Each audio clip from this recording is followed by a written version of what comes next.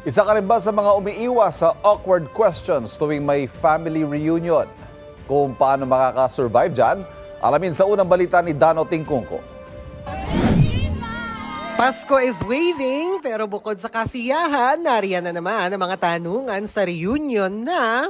Kailan ka mag-aasawa? Kailan ka magkatatrabaho? May jowa ka na ba?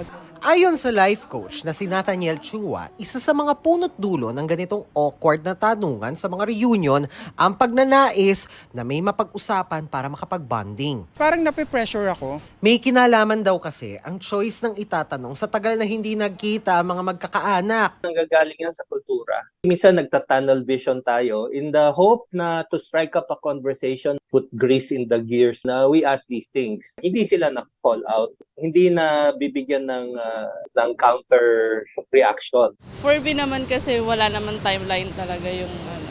So medyo na-pressure pero at the same time naiinis din. Nakaka-degrade siya.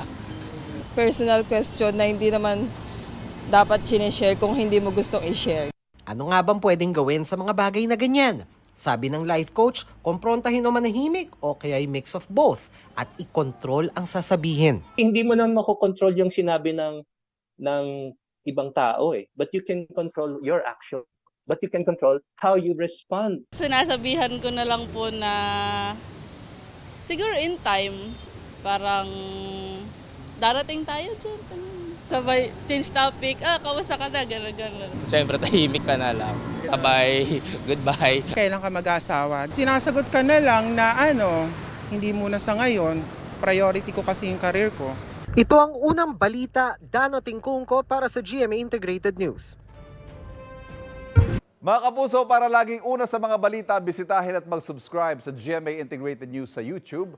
Sa mga kapuso abroad, samahan niyo kami sa GMA Pinoy TV at sa www.gmanews.tv.